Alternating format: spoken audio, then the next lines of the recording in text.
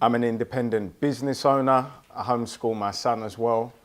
I think that when we demonstrate self-determination, it backs up what we're saying when we speak about it. I'm originally from South London. I moved to Northwest London. My business is in Northwest London. In May, I set up a think tank called the Solution Room. It goes across the areas of education, economics, politics, and media. And the fact that we don't control these for ourselves. Largely, we've been dependent on others to provide this for us. And being in this building, there's no irony lost on me today that this is where our kidnap and sale was legislated. It may also be the building where they took credit for the end of that. However, after 40 generations of slavery, there was no recompense, there have been no reparations, and there will be no reparations. So now we ask, what is next? What is next will only come from us. So now I'm talking to us, and I'm talking to the brightest and best of us, which is what I've been calling on from the Solution Room, to move forward and play their position. So when we speak about economics, we need to have our own independent economic systems. So credit unions, and this requires very little in the way of permission. So if you look at the way we came here, by and large in the 50s, we came through the Windrush, and we came relying on each other, and necessity is the glue that holds us together. So in 2017, where we all feel very independent, we're very fragmented, based on the fact that we don't see the necessity.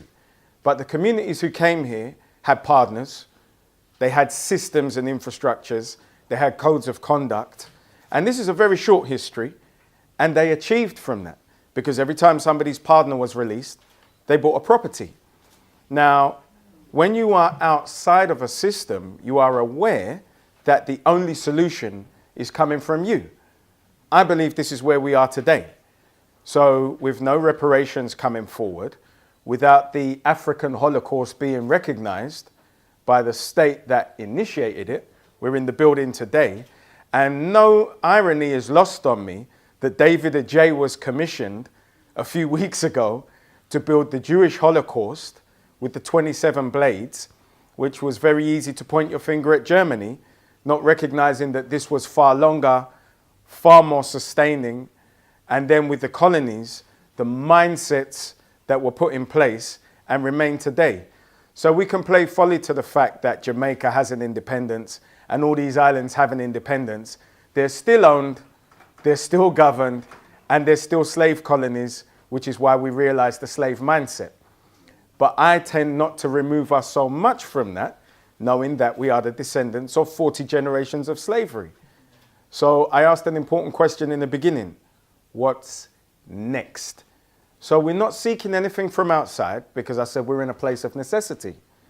So now I look at the brightest and best of us, so-called talented 10%, and then we look at the genuinely African Caribbean run organizations in the United Kingdom, and we now want to connect the dots, because this is where solutions happen.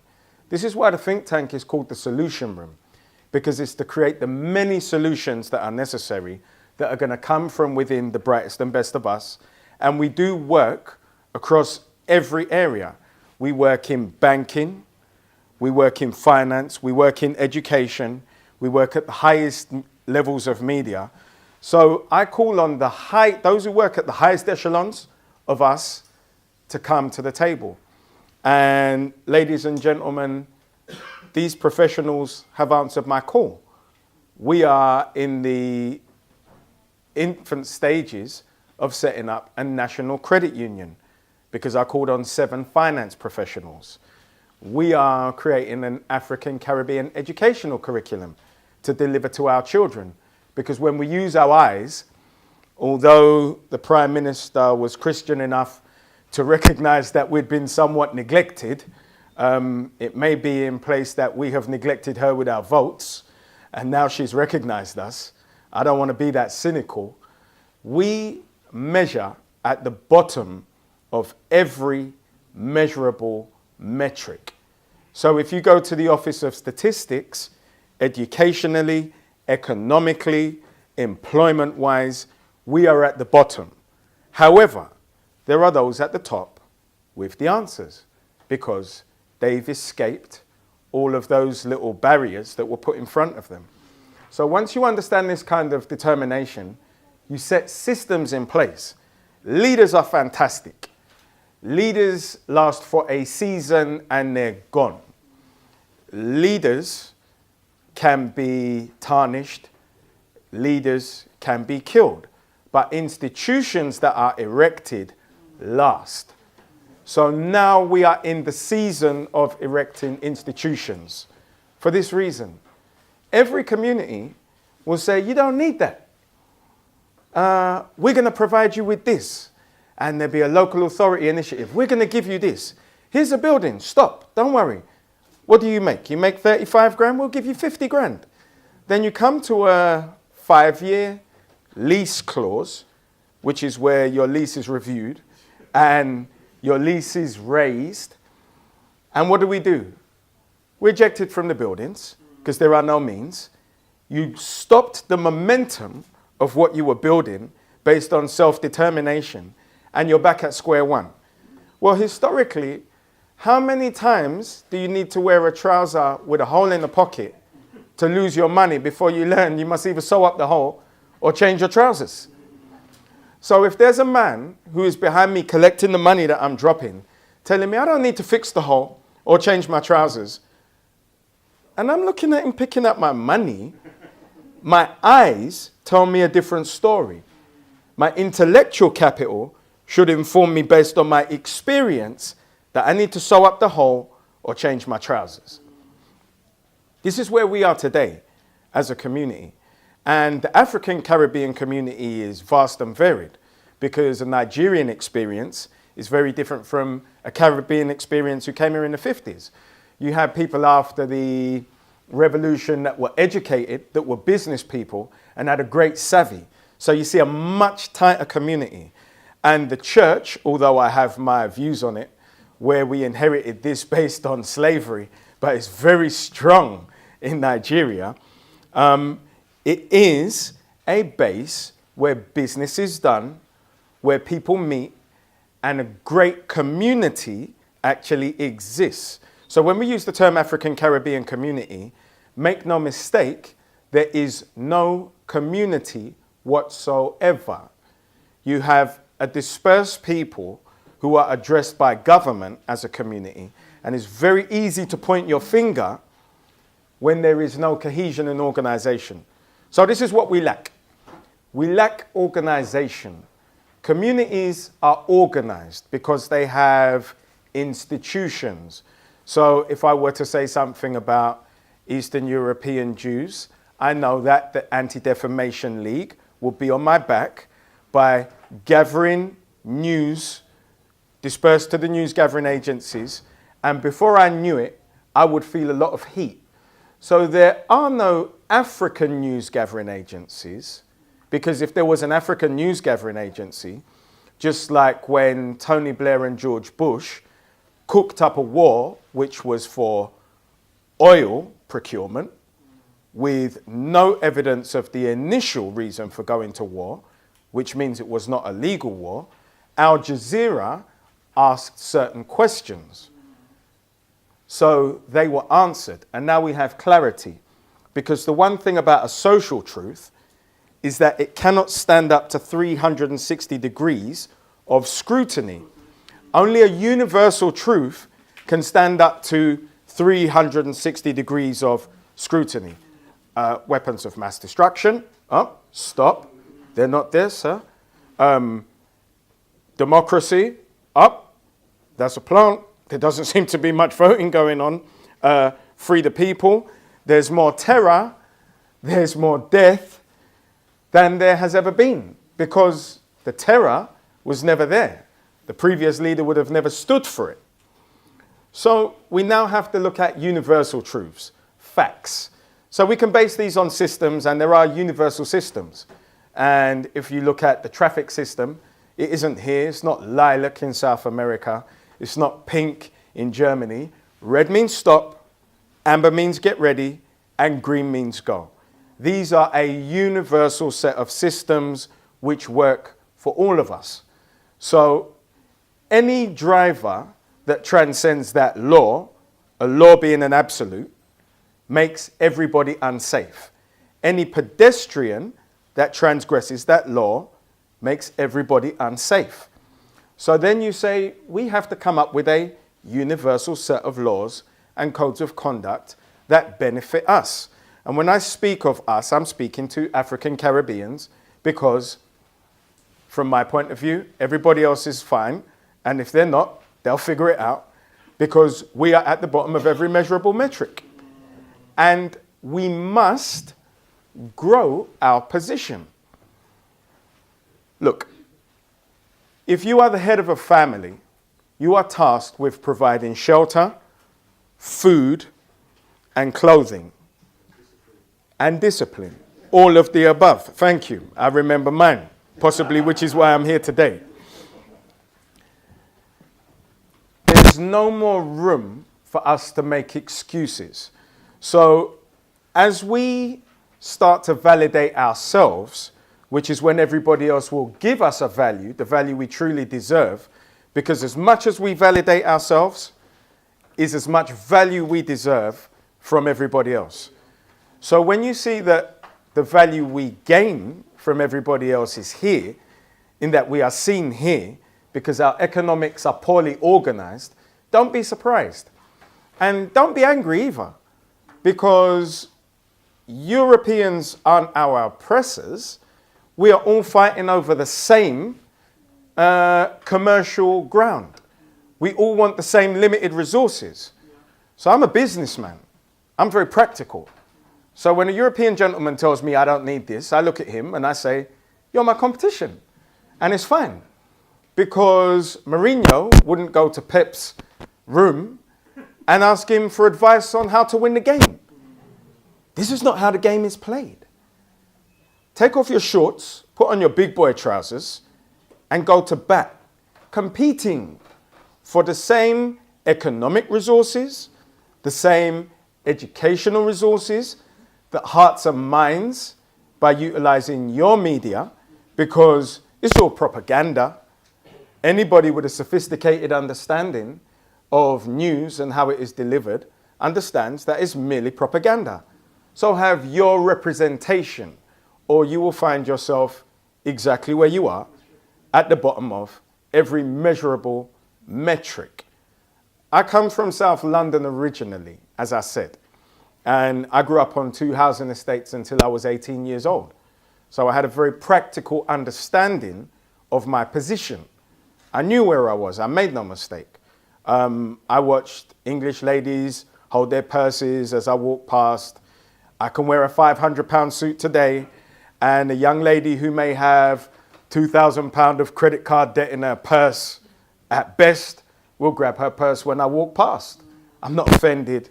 I'm not concerned, because it tells me to organize, to create our representation. Now, when we change our representation based on how we see each other, and make no mistake that being the descendants of 40 generations of slaves has shaped how we see. We don't see each other by and large through African eyes. We see each other through European eyes. And that is why we have very little value for each other. So what we're learning again today is to see each other through African eyes and have a true value of us based on African eyes. This is why when you see somebody fighting to have a joined African currency based on a gold standard, which is tangible and real. Remember I said a social truth can only stand up to a certain amount of scrutiny, and it's not 360 degrees. So when you look at a fiat currency, which is bankrupt, it relies on nothing. So when a crash comes, hyperinflation may ensue. This cannot happen with a gold-backed standard, which is why the competition will always fight to eliminate the competition. Now, if you are looking to somebody who's always treated you as an underclass for compassion, you are a fool. And you have failed to learn from historic reference point. These are hard things for us to face. They are sometimes painful things for us to say out loud, especially in Parliament. I'm not embarrassed because I have no concern. What I am armed with is my duty as a father. I am a father.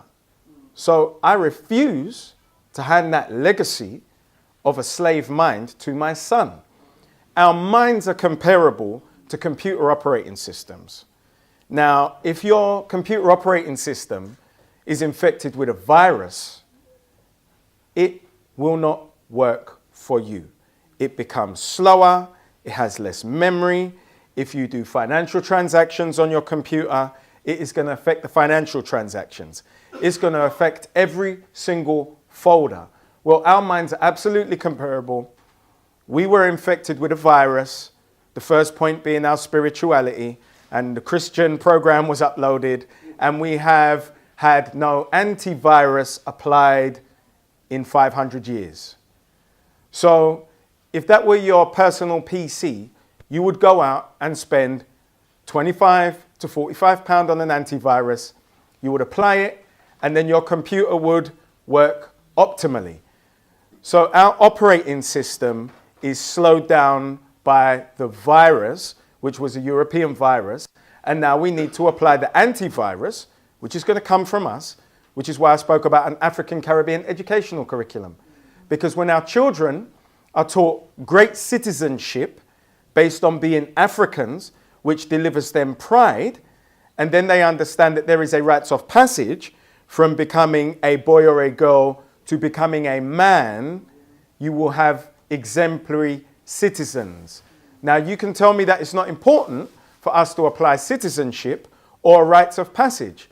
But were I a Jewish teenager about to become 13, I'd be studying for my bar mitzvah, which delivers me into the community as a man or a woman of substance, because I've taken on a codes of conduct which will work for the community. What's good for the goose is good for the gander. So let's recognize it and let's execute it, because the time for talking and ignoring white elephants in the room has passed. Our children, who are easy to point our fingers at, are killing each other. So when you see a polarization of post-Cold Wars, we are tribal, gangs have always been there, and this has been in England. If you'd come in England in the 50s, you would have seen teddy boys and rockers fighting, and it's always been. So I acknowledge that this is normal bestial behavior of young men. And it was legislated by providing national service. Now, I'm not suggesting that our young men go into that. I suggest that it should be administered by our community. Otherwise, our young men might find themselves in the middle of an unjust war, which was for oil extraction. So, we are tasked today, 2017, with providing our own solutions. I think that our businesses, being aware of how the 1% exist, should know that they can donate to a charity, which they will get a tax write-off for, so we can purchase commercial buildings and turn them into schools, community centres, and chambers of commerce. Chambers of commerce will financially underpin our communities. The schools will educate our children, and the community centres provide cohesion. So if you have a raft of cultural subjects over 12 months, and the whole of the community is there in our stronghold boroughs, we are not ethnic minorities in Lambeth, we are not ethnic minorities in Southwark, we are not ethnic minorities in Lewisham, we are not ethnic minorities in Croydon, and we are not ethnic minorities in Tottenham. So this is London. So recognizing that, if we start to provide this raft of solutions in those boroughs, we'll see very quick results. And our children are who is at stake. who are murdering each other now because things have become trends, things that were polarized in the media. I don't blame the media because it's happening in the streets. They are our children. So now we acknowledge it, and it can be painful to do it publicly, and especially sometimes because we fear embarrassment in front of Europeans, we now have to step aside from those nonsenses and own our problems for ourselves. So if we own our problems for ourselves, we must own the solutions. Nobody is coming. And if you think, based on the Prime Minister's assertions, that she's coming to help you, ask her what her position is on reparations when those blades that David Ajay is the architect of for the Jewish community have been there 25 years. They will have been there 25 years, and you will have received exactly the same reparations then as you have received thus far. I call on our people to grow up. I call on our people to take responsibility for ourselves, not based on anybody else's judgment, viewpoint, understanding, because it's irrelevant.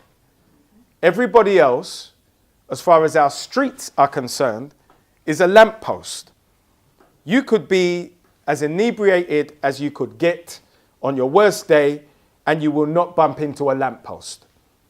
Make everybody else's opinions about us lampposts. Circumvent them. Don't bump into them. Self-interest, self-preservation, and most importantly, what comes off the back of that should be organization. That is what we are lacking. And that is what will make us the most competitive people on earth. Thank you.